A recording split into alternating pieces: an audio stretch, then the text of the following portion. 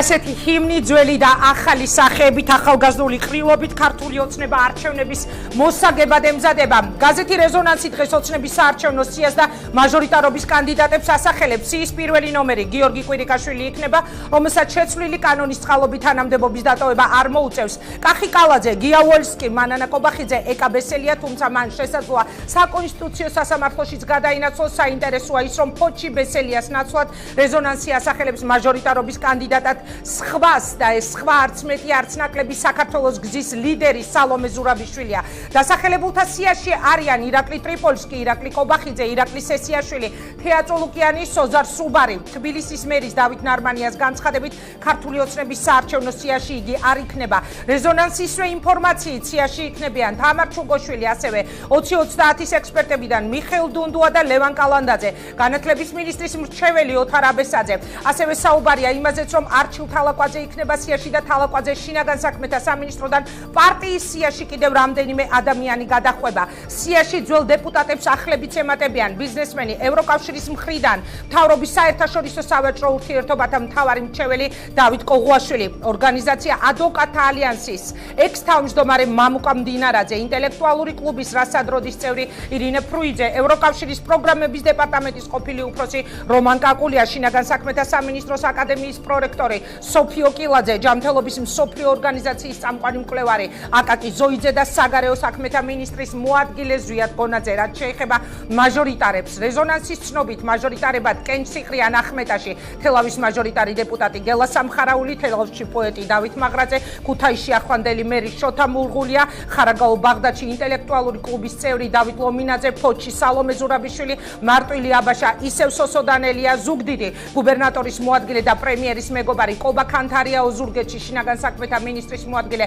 არჩილ თალაკვაძე, ოზურგეთის ამჟამინდელი მაჟორიტარი კვაჭანტირაძე გადადის სიაში. ლანჩხუთი ჩოხატაური, თემურ ჭკუასელი, დუშეთი ყაზბეგი, თიანეთის ოლქი, ზაქარია ქუცნაშვილი, მცხეთა დიმიტრი ხუნდაძე, ბორჯომი გედევან ფოფხაძე, სამტრედია, კახი კალაძე, სოზარ სუბარი და თეა წოლუკიანი თბილისის რომელიმე რაიონში დადგებიან მაჟორიტარებად. დადებულია შეთანხმება კონსერვატორებთან, რომ სადაც კონსერვატორების კანდიდატი დადგება, იქ ოცნება კანდიდატს აღარ დააყენებს. ოცნებას მოლაპარაკება აქვს მხოლოდ კონსერვატორებთან, შეთანხმება არ შემდგარა რესპუბლიკერებთან და ეროვნულ ფორუმთან და სავარაუდოდ მეტოქეს არ დაუყენებენ რუსთავში ზვიად ძიძიგურს და ხობში გიგა ბუკიასაც. სულ ცოტა ხნის წინ კი პირველი კომენტარი სწორედ ამ თემაზე სიების შესახებ გააკეთა ქართული ოცნების აღმასრულებელმა მდივანმა ირაკლი კობახიძემ.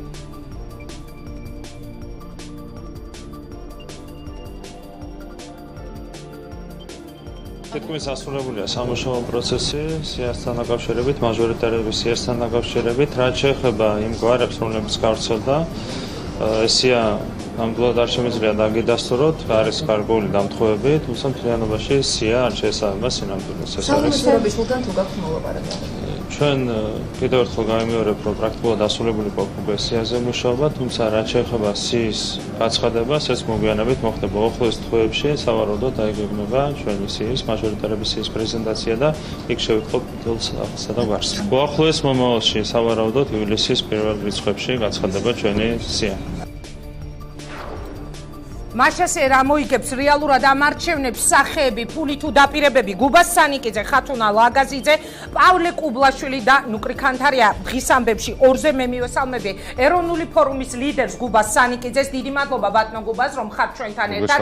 მე მინდა თქვენთან საუბარი დავიწყო სწორედ ამ გადაწყვეტილებით. გსმენიათ თუ არა რაიმე იმის შესახებ, რომ ქართული ოცნება არ დაუყენებს კონკურენტებს, მაგალითად კონსერვატორებს იმ რეგიონებში, სადაც ისინი მაჟორიტარებად დააყენებენ საკუთარ კანდიდატს და ეს შეთანხმება შედგა მხოლოდ კონსერვატორებთან და არა სხვა სუბიექტებთან, ყოფილ სუბიექტებთან კოალიციის.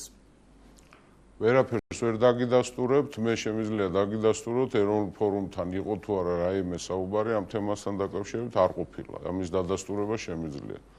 სხვა ყოფილ თუ ახლა მოქმედ კოალიციის სუბიექტებთან რა საუბრები აქვს ქართულ ოცნებას, მე ამის შესახებ ინფორმაცია არ მაქვს. ბატონო გუბას, ანუ ჩაჭერით ყველანაირი ურთიერთობა, ყველანაირი ხაზი და ძაფი ოცნებასთან, რადგან ამბობთ, რომ არ იცით, არ გაქვთ ინფორმაცია, არ ყოფილა საუბარი და ასე. პიროვნული დარჩა, პოლიტიკური, რა თქმა უნდა, აღარ არსებობს ჩვენ შორის.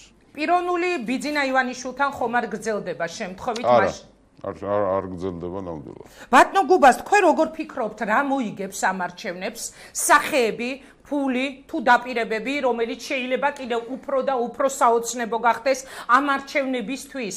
როგორ ფიქრობთ, რამდენად მოახერხებს ქართული ოცნება მოიგოს ეს არჩევნები თავისი ახალი სახეები და ასევე ძველებით, როგორც ცნობილია, დიდი ცვლილებები ძველების მიმართულებითაც არ იგეგმება და რა პროგნოზს აკეთებთ თქვენ? რაც ჩამოთვალეთ, ყველაფერი იქნება ფაქტორი, ფულიც იქნება, სახეებიც იქნება და დაპირებებიც იქნება, რა თქმა უნდა. სხვა საკითხია, სხვა პარტიები, სხვა პოლიტიკური ძალები რას იზამენ, მე გულისხმობ ამ შემთხვევაში ყველას, გარდა ქართული ოცნებისა და ნაცმოძრაობისა, რომლებიც არიან ტიტულოვანი პარტიები, ოცნება არის სახელმწიფო პარტია, ნაციონალური მოძრაობა არის ტიტულოვანი ოპოზიციური პარტია, მე ბჭყალებში გულისხმობ, რა თქმა უნდა ამას. დანარჩენმა პოლიტიკურმა პარტიებმა გარკვეული დასკვნები უნდა გამოიტანონ ამ ვითარებიდან, იმიტომ რომ მე არ ვიქნები ახლა ორიგინალური, სავსებით შესაძლებელია, რომ დანარჩენი პოლიტიკური ძალები აღმოჩნდნენ პარლამენტს მიღმა. საკუთარ თავსაც გულისხმობთ ამ დანარჩენში, ვინც გარეთ შეიძლება.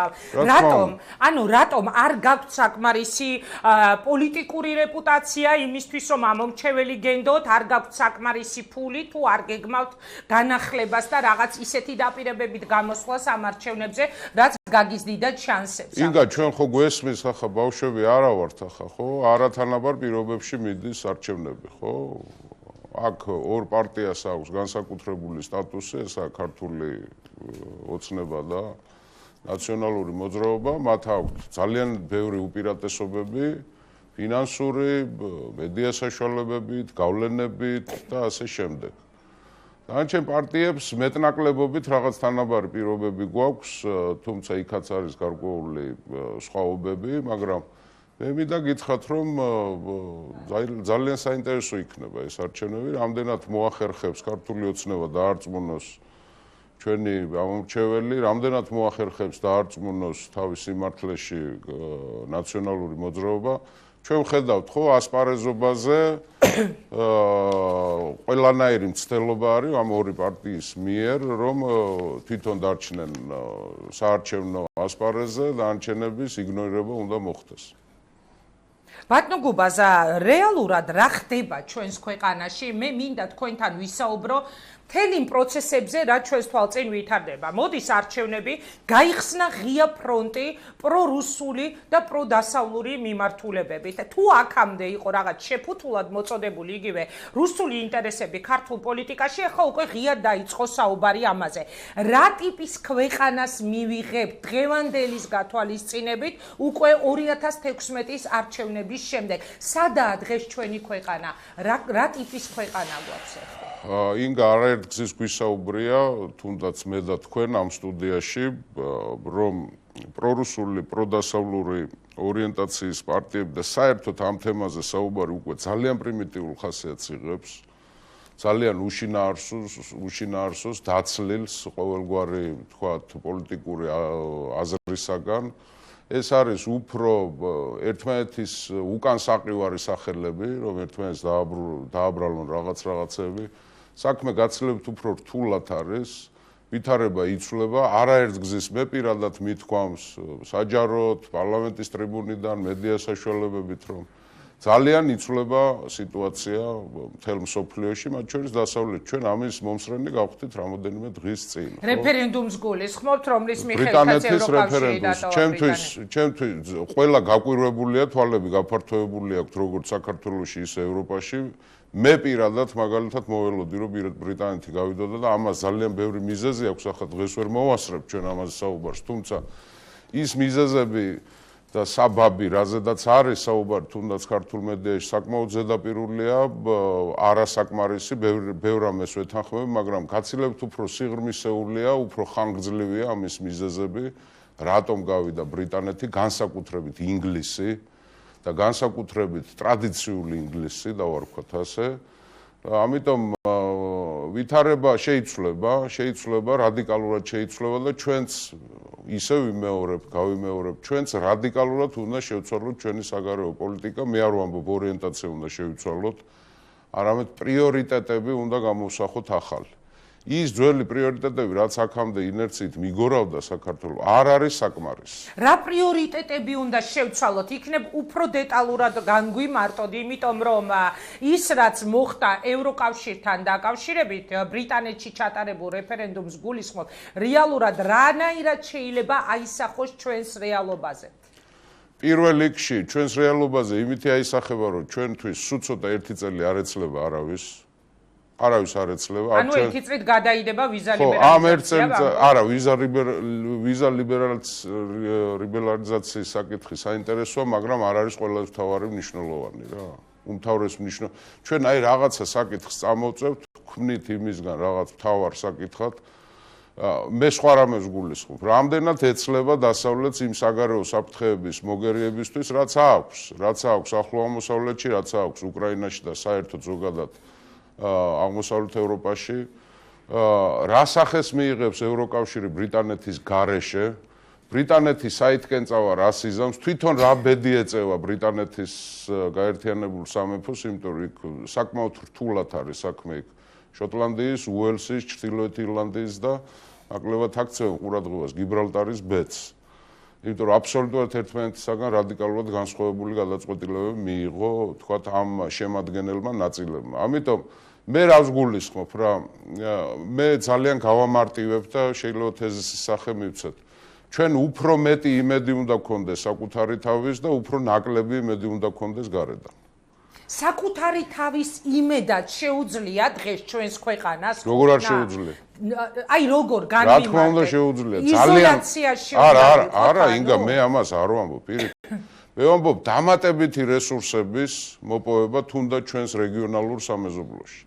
დამატებითი რესურსების მოძიება. მე არაერთ გზის მისაუბრი ამაზე ახლაც გავიმეორებ. საქართველოს აქვს უნიკალური ვარიანტები, შანსები დღეს გაიუმჯობესოს თავისი გეოპოლიტიკური მდგომარეობა. იმიტომ რომ საქართველო რაც უფრო დრო გადის, მით უფრო ჭირდება ყველას, მათ შორის მტრებსაც და მათ შორის მოკეთეებსაც და პოტენციურ მეგობრებსაც. ამიტომ ჩვენ უნდა გადავეჩვიოთ, მაპატიეთ ამ სიტყვისთვის წმინდა პოლიტიკური გაგებითი გული, პარაზიტულ აზროვნებას უნდა გადავეჩვიოთ. ჩვენი მთავარი ავადმყოფობა, ეროვნული ავადმყოფობა არის პარაზიტული დამოკიდებულება გარე ურთიერთობებზე. არა გვაქვს ჩვენ საკუთარი თავის იმედი. სამწუხაროდ, არა და მე გიდასტურებთ, არაერთ გზის დამიდასტურებია და ახლა საარჩევნო მარათონი მოდის, გველოდება წინ, ალბათ მოგვეცემა ჩვენ ეროვნულ ფორუმს ამაზე საუბარი, ჩვენ გვაქვს ძალიან სერიოზული რესურსები იმისათვის, რომ ჩვენი პოზიციები გავიუმჯობესოთ იმ ვითარებაში, რა ვითარებაც არის. ვითარება არის რამდენადაც სახიფათო, იმდენად პერსპექტიული. ბატონო გუბას, ერთი კითხვა მინდა რომ დაგისვა, დღეს თავდაცვის მინისტრს ჰქონდა მედიასთან გაფართოებული შეხვედრა და მისმა განცხადებებმა გამოიწვია ძალიან სერიოზული ნებათა ღელვა, ასე ვთქვათ, საკუთარმა თანაკოალიციელებმაც კი, თინა ხიდაშელი ლამის პოპულიზმში დაადანაშაულეს, მან დღეს განაცხადა, რომ დღეიდან აღარ იქნება სავალდებულო გაწვევა ჯარში. მე მაინტერესებს როგორი იქნება ამაზე თქვენი კომენტარი. ეს არის მე დავარქვე მაინც შეცდომას, ოღონდ შეცდომა დანაშაულზე უარეს. როგორც ჩანს, ქალბატონ მინისტრს არ ესმის რა განცხადება გააკეთა. იმიტომ რომ საქართველოსთვის გაწვევაზე უარის თქმა, ეს ნიშნავს ქვეყნის უსაფრთხოებაზე უარის თქმა. ინგა რა არის, იცით, ბოლო 20 წელია ჩვენ საუბრობთ ადამიანის უფლებებზე, ადამიანის უფლებების დაცვაზე, არასოდეს ჩვენ არ ვსაუბრობთ ადამიანის მოვალეობაზე. ამ ქვეყნის მოქალაქეები, როცა უარს იტყვიან მოვალეობაზე დაიცვან თავისი სამშობლო, მით უმეტეს ისეთი ტრადიციების ქვეყანა, როგორც საქართველო არის, საქართველოს იცავდნენ არა პიროვნებები, არამედ ხალხი, ქართველი ერი იცავდა. ევროპიდან და დასავლეთიდან თუნდაც ამერიკის შეერთებული შტატების მოდელის გადმოღება, ისინი გრანდიოზული ქვეყნები არის, დიდი ადამიანური რესურსი გააჩნიათ და არც ისეთ სახიფათო რეგიონში ცხოვრობენ როგორც ჩვენ. ქართველი კაცი თუ გადაეცვევა იარაღთან ურთიერთობას, მე კარგი გაგებით ვამბობ, ქართველმა კაცმა და კაცში მე დედაკაცსაც გულისხმობ და მამაკაცსაც, მე საერთოდ უფრო შორს წავიდოდი გაწვევაში, როგორც ისრაელს აქვს. გაწვევაში, ქალების გაწვევა შეიძლებოდა. სავალდებულო გაწვევაში. სავალდებულო ისრაელს აქვს ასეთი, იმიტომ ისრაელს აქვს მოგვარებული ზურგის სამსახურებში მსახურობენ ქალები და თქვათ სტრატეგიული დანიშნულების და ტაქტიკური შენაერთების მსახურობენ კაცები. უარის თქმა გაწევაზე და საკუთარი სამშობლოს დაცვაზე ჩვენ მიგვიყვანს კატასტროფულ შედეგებამდე. მე იმედი მაქვს, რომ ეს არის მარტო თინა ხიდაშელის მოსაზრება და მეტი არავისი, იმიტომ რომ თუ ჩვენ ამაზე უარს ვიტყვით, თუ ქართველი ახალგაზრდა, რომელიც მიაღწევს წვევამდელი ასაკს და მას არ ეცოდინება, რომ მას აქვს ვალი თუნდაც ერთი წლით ემსახუროს თავის ქვეყანას, დაიცვას თავის ქვეყანას, ჩვენ მივიღებთ ისეთ ქვეყანას, რომელიც განწირული იქნება დასაუბრებლად. იმიტომ რომ ჩვენ ისეთ რეგიონში ვცხოვრობთ და ისეთი ცეცხლია დანთებული ინგალ და ისეთი ცეცხლი დაინთება, როგორც სამწუხაროდ ჩემ და მე არასდროს არ ვაკეთებ კარგ პროგნოზებს, იმიტომ რომ შეცდომებს როცა უშვებ, მე ყოველთვის ცუდი პროგნოზები მოსდევს. ჩვენ თუ უარს ვიტყვით საყოველთაო გაწევაზე, ჩვენ ჯარი აღარ გვეყოლება. ჩვენ აღარ ვიქნებით ბრძოლის უნარიანი და თავდაცვის უნარიანი ერი აღარ ვიქნებით. მითხარით თუ შეიძლება. ვაიმე, ინგა, ახლა უახლოეს 25 წელიწადში 4 ომი გამოვიარეთ ჩვენ. და ომის მიზეზები იყო, რომ ჩვენმა არაკეთილის მსურველმა დაინახა ჩვენი სისუსტეები და ამის შემდეგ თუ ჩვენ ამას დაუშვებთ, სულ ყველა ჩვენი მეზობელი, ყველას პატივს ვცემ, ყველას ანგარიშს უწევ, ყველას მიმართ მაქვს ღრმა პატივისცემა, მაგრამ ყველა ჩვენი მეზობელი ცალი-თვალით იყურება ჩვენი ტერიტორიებისკენ. რატო ეს ფაქტიურად ნიშნავს ჯარის დაშლას, ბატონო გუბას? ჯარის არ ქონას რა, იმიტომ რომ პროფესიონალური ჯარი, რა თქმა უნდა, ძალიან კარგია, მაგრამ მე გეტყვით რა, ისტორიიდან გამომდინარე.